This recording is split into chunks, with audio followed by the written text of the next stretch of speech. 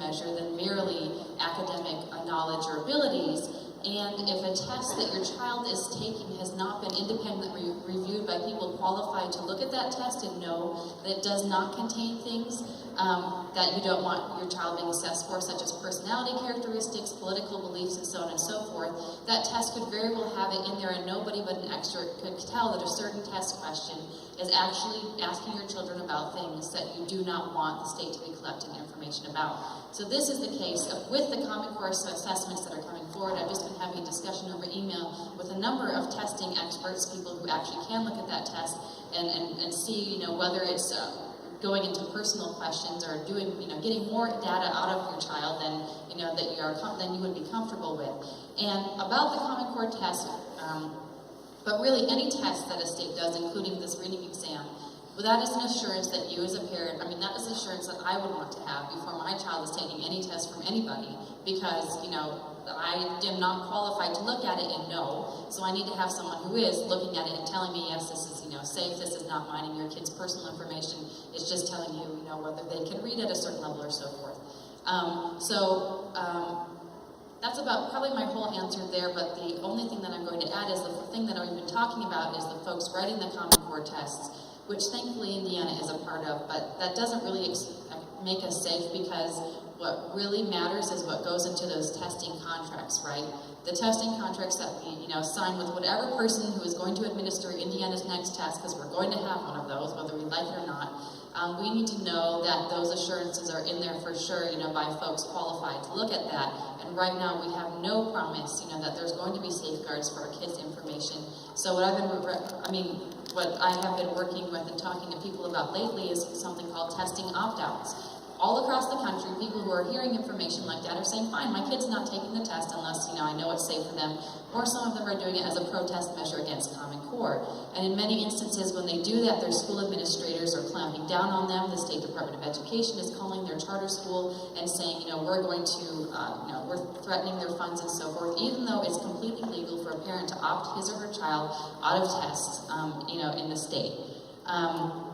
So that's kind of one of the new battles, or something that's happening right now.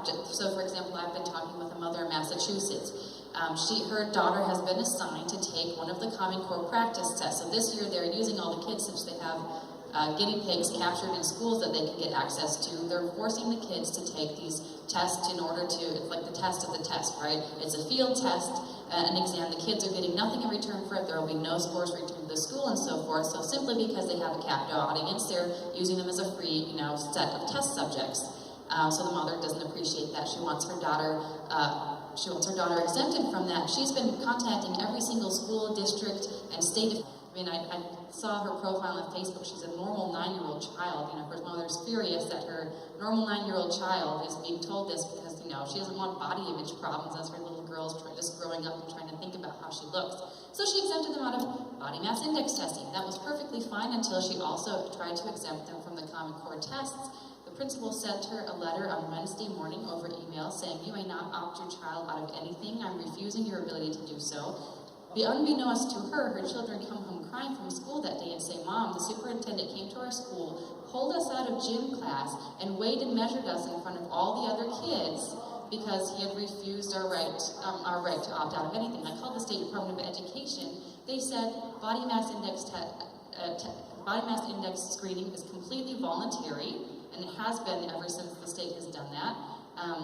Not only that, the tests are completely voluntary, and the parents are free to opt their children out of that. So things like this are happening, and the tests are basically becoming a power mechanism. I think that's the end of my story. So just be aware that that's happening. That's a way that families are protesting Common Core, and that is creating a bunch of incidents like that. It's horrendous. It's absolutely horrendous what you can do to a child emotionally. Dr. Moore, have you heard any or had any contact or information about the Catholic diocese and what they are planning to do or thinking about doing?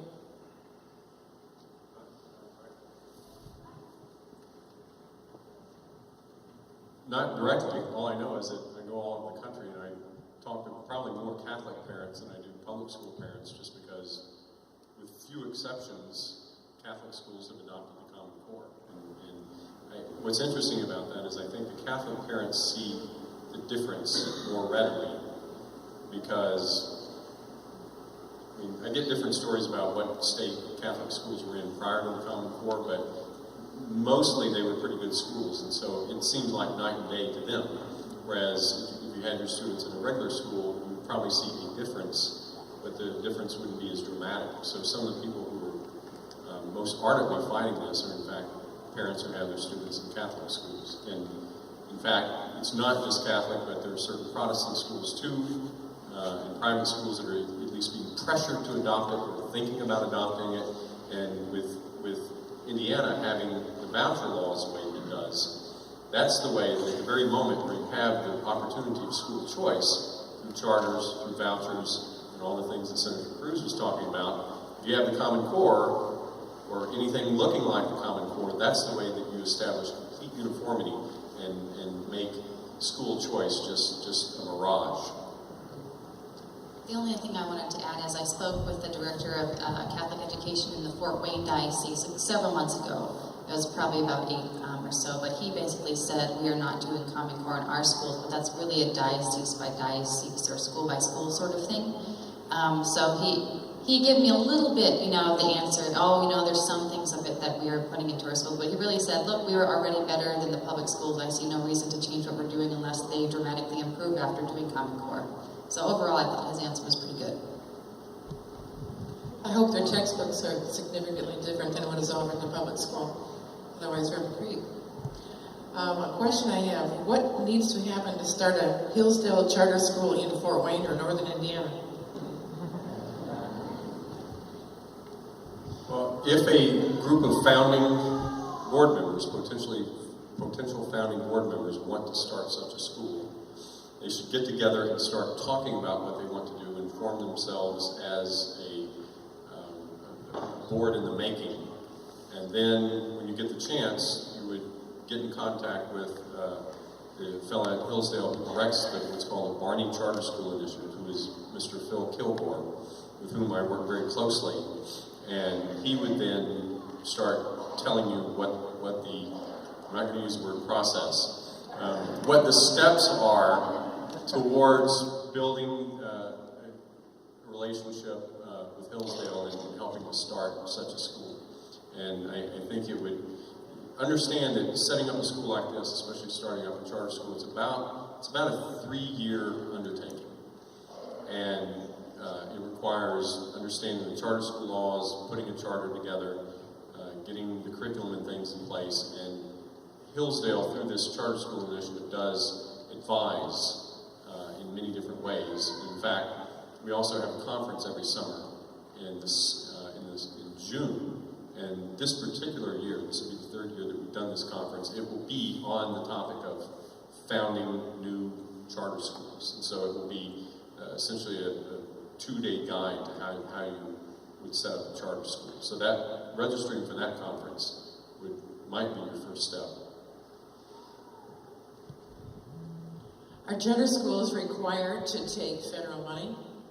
Do they have any strings attached? Have any connection? There's Title I money and things like that you sometimes have to take, but the main thing that charter schools get are block grants that come via the states. They really don't have, they're just startup grants. They don't have any specific strings that are attached to them. But most of your strings are derived from the fact that you are a state school, you're a state institution, and so you do have to take the state tests and do all that sort of stuff. But you can get a whole bunch of waivers in starting a charter school. And as far as Common Core goes, and this is what I've been telling people, so I'm not being inconsistent, Common Core is a high-stakes poker game. And we don't know what the other side has, and they don't know what we have. But what they're doing is they're intimidating us, and they're telling us to fold our cards. An independent school district could say, okay, fine. Yeah, we're Common Core aligned. We've looked at the standards, and by golly, we are teaching all the spellings of the letter A to our children. And if David Coleman wants to come explain how we're not doing a good job of that, he can do so. And so we'll take your tests. And yet stick with a solid curriculum. Or create a solid curriculum if there's not one there. There's probably not one there to begin with. But a district could do that, take the test. The children are smart enough to figure out some of the ridiculous things that are on these tests, half of which are going to be readings on the environment. And they would do well on the tests. And so what's PART going to do? What's the Common Core? What's Achieve going to do? Come in and say, well, you haven't aligned your classroom teaching to what we wanted you to do. Because they've told us, oh, you're free to do whatever you want to when it comes to curriculum. So why not just simply not do all the nonsense that's going on in the curriculum and then take the test, score better on the test, and say, ha, we tricked you. So that's what I'm telling charter schools to do. Shake their heads and say, yes, we're a Common Core line, and then do what you ought to in order to teach children. I love your answer. How did the federal government come to dictate the social, emotional, and content bias of public education? I love your introduction to your book about Aldous Huxley and the Brave New World. Check 1, 2. They came to control it through the money. That's the short answer. They started offering a little money. Troy Pullman mentioned this. They started with math and science because we were in a panic about Sputnik. But the problem is, as I mentioned, the free federal money, which is ours to begin with before they tax it and take it, is definitely not free when it comes back. Because even if it starts by being free, those legislators will decide, well, hey, we're sending these people money, like we ought to have some control over that. So you just need to understand that when you are taking that federal money, you are giving up the control. I saw an article on the internet last week about can a teacher actually make $90,000 a year and how can it be done in the current public school system? And it was talking about the amount of graft, corruption, and misplaced funds. So my question is, can a public school survive without federal money? Yes, that was my article. I'm sorry. I should have attributed to you. I'm sorry. Well, no, that's fine.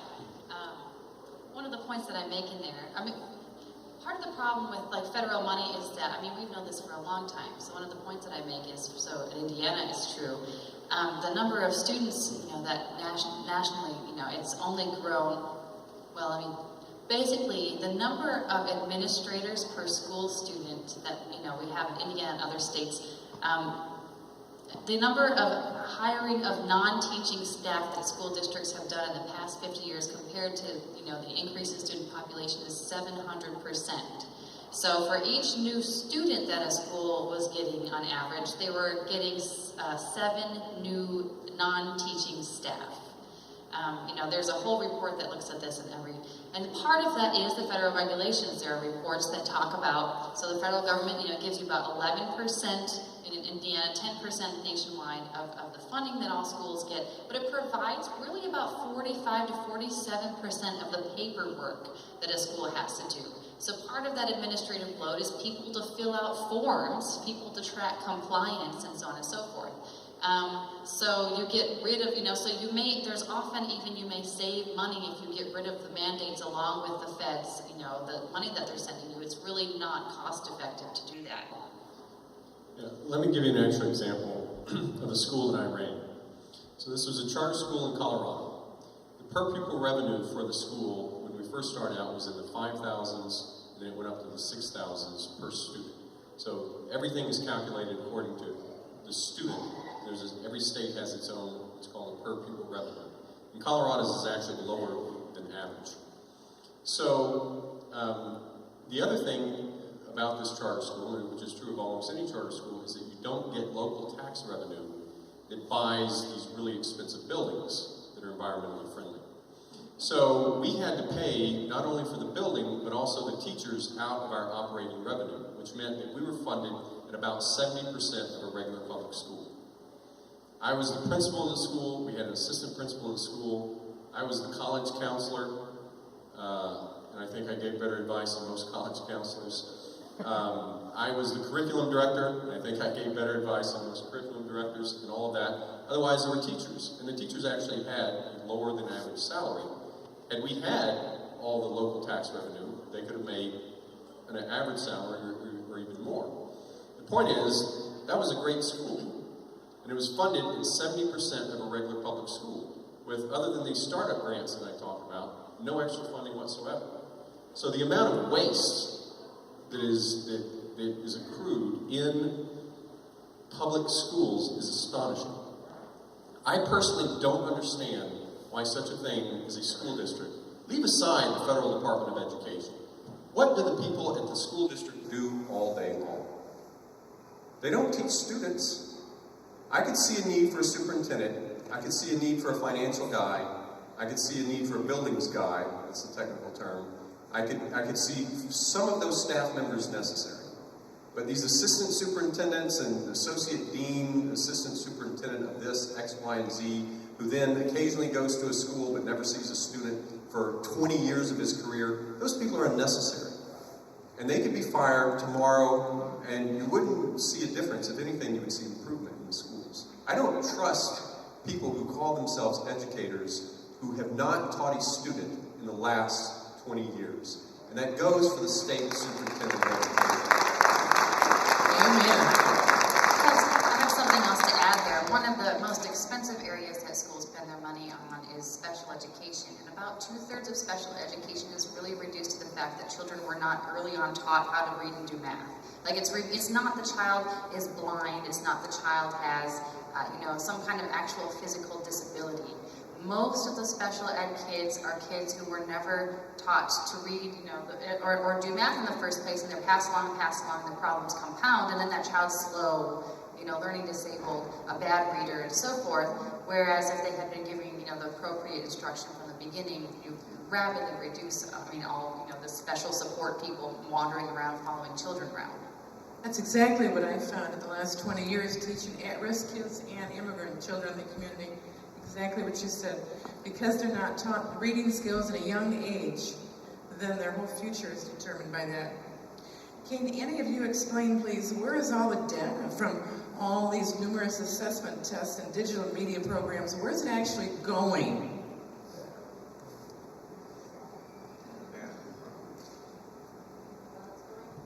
Check. It's going into databases that the state is collecting and then unifying into a profile about your child. So right now, it really depends. So right now, school districts put on a lot of extra data programs that are not connected to the state, right? So they have their reading and, remediation reading program that is on this computer. They have their, their intermediate tests before the middle test, before the fall, other tests before the end of year test, to make sure that the kids, they know what the kids' test scores are months and months ahead. So right now, that's basically being collected by vendors who the districts are signing contracts with. And usually those contracts don't have student data protections. They don't require the vendor to erase the data after the contract has closed. So they can keep it in perpetuity. They can, give it out to research institutions, whatever they want. So, but it really depends on the type of data you're talking about and basically where, the access point is. If the access point, a computer software program that the school district purchased, well then it's the school district and the vendor getting that data, except if the state demands it, in which case then the state is housing that data and so forth. So it's kind of a whole nest of places that the data is going. Let me say one thing. The person I know who's researched this most, and both Mrs. Pullman and I have been on committees and panels with her, is Jane Robbins of the American Principles Project. And she was at the Notre Dame conference where we also spoke. And so find one of her videos and watch it, because it's one of the scariest things that you can possibly do. And she really has done the research on this. And the thing that I've heard her say most recently is that the states will claim that they're protecting your students' data, but that's not true. They can share amongst themselves. And it's even worse because FERPA, which was supposed to protect individual privacy, has been completely gutted by the Obama administration. And so now it's not only that your students' data can be shared with anybody in the country, but actually a citizen of a foreign nation can request, and if he uses the right language, can request information about individuals or maybe even entire populations. So that's, I don't know the details of that, but that is what Mrs. Robbins has been saying.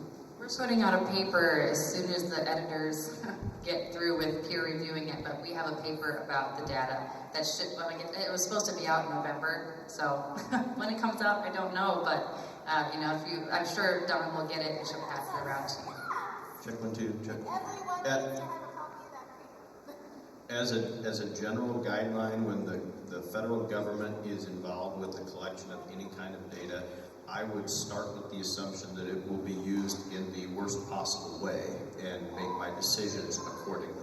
Because they will tell you, oh, there's no harm, all we're doing is collecting the data, but then afterwards, with a simple vote or a simple decision by a bureaucrat, now they can do something different with the data. So I would start, for instance, many of us would think one decision under one president or one new power that one president had, well, that doesn't sound so bad to us. You need to think of the worst possible person from your perspective becoming president and having that power. And that is the test of if you want the government to have that power. Can I safely assume that the kind of test results that are recorded in this database is not just 30% or 60% or 80% on the given test? It probably is divided into such and such a score on emotive or social questions or environmental questions. Or Right. The computers nowadays that they're making are more sophisticated, so they can figure out emotional responses, and those are the kinds of tests that are being made. So that they can not just ask you whether you know an answer or not, that's fairly straightforward, but they actually want your personality written into the ways that you're taking these tests. And this data is going to follow you around, and it never goes away. So any kind of troubles that you got in when you were in middle school with the principal and all that, it'll all become part of this really big database. And so you say, okay, well, this is pretty scary. How could it manifest itself? Well, what happens when you're age 22 or 24? You're getting commissioned in the armed services. Will you be given a security clearance, or will you be even allowed into the armed services? You see, when you start messing around with people's data and carrying these permanent records on them, then the people who are in power can determine how they want to use the data, what they can keep you from doing, and what they think they can plug you into, or what sort of job that they think you need. They have big plans for this. State officials are so behind the times. They think what the education department is telling them, which is, oh, it's just, we're asking them if they can read and write, we're asking them if they can multiply. But the contracts that especially big school districts are signing, some of those, things, the programs that students are using are just like Dr. Moore said. And since there are right now no protections for that, it's getting into the schools before the protections happen, meaning that that's already being collected in the absence of anyone deciding beforehand, this is how we want that to be handled.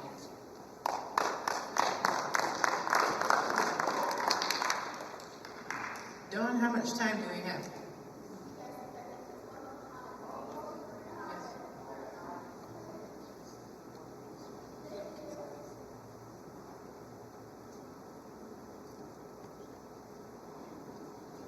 Follow-up comment on the core link. Jay wrote a comment that many schools in other states are doing tests of tests on students using them as test subjects. The core link assessment is a test of the test in the state of Indiana. Were you aware of that? No, I don't know anything about it, but if you want to maybe send me some information or get my email address or something, I'd be happy to look at it. Although I do have to say I have many things that I'm supposed to be looking at, so. But in general, as a parent, I would just say, unless you are assured, you have someone you trust telling you that, the test is fine, then I wouldn't have my kids take it. What's the need? If the teacher doesn't know whether the child needs a certain kind of instruction, what kind of a teacher is it? Or if the teacher is being so restrained by all these mandates on him or her, that they can't actually look their children in the face and see what they need and give them that instruction, something is seriously wrong. You don't need 40 billion different assessments to tell you that, this little child needs help in a particular area. Sit down and do fractions with him and you'll find out that he's got a problem with fractions, you know what I mean? It's really not as complicated as everyone is making out. Well, that goes to the question, how can anyone get a truly accurate perspective of academic achievement when all the tests are norm-referenced, grading on a curve, and not based on absolute knowledge or skills? It's all relative. Well, you could make good tests. And I'm not opposed to good tests. I just think that it's very unlikely that the present educational establishment could ever come up with a good test. That's the problem. understand that and Mrs. Pullman went through the history, but what I think, if I'm generous, that the Bush administration was trying to do in order to put these tests into place was to, and they were misguided by what they could actually do, but at least to hold accountable school districts, making sure that they were actually teaching things, because the school districts were not healthy in the Bush years. They weren't healthy in the Reagan years. That's why we had the Nation at Risk report. So a test will tell you faster than anything else whether students know anything. The problem is that the tests that they created were not very good. And they weren't testing knowledge. So many of these tests are trying to test skills, they're not testing knowledge, and they're not written in such a way that you can actually determine who knows something and who doesn't. So, for example, the tests they had out in Colorado, which were very similar to the ones they had in Indiana, my students used to laugh at these tests. They thought they were a joke. And there was always once a year, either at the 10th grade level or the 9th or the 11th grade level, one of the tests was, write a letter to your principal on things that you would like to change about the school. Well, what illiterate in the world can't write a complaint letter to the principal about how he hates lunch or whatever else? I've got hundreds of those letters. But if you've been reading Shakespeare, and you have to interpret a passage of Shakespeare, that's hard. But if you were to have such a test like that in a state, if you were to have a genuine test that actually found out what students know and don't know, the result would be that 90% of the students would fail. And they're never going to create a test. The present educational establishment is never going to create a test in which 90% of the students fail. Because then everybody, I mean, it's one thing if the report says, and it's always funny when you come out in the summer once the test results come in. And it's the same thing in the newspaper. The headlines are, suburban school X scores highest on achievement tests. We're not surprised by that. But what's in the test? Well, hardly anything about it. So I think there is a reason for putting into place a good test that would test what students know. But if that test were put into place, parents would have to be told what kind of knowledge would be tested. And that would go back to what I'm saying would be a genuine rewriting of standards, which would make two standards, which in the case of geography and history would do these things that are recognizable.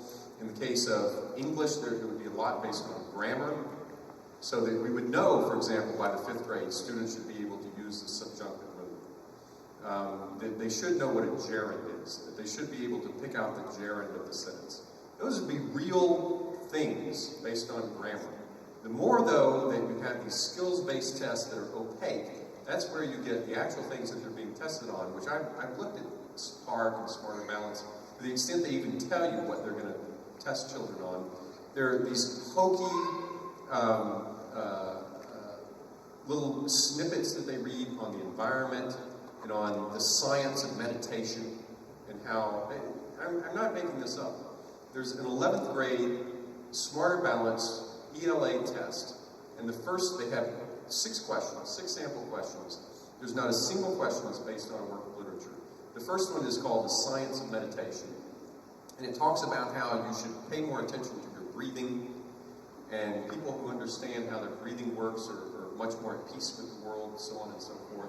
And this is a way to reduce stress.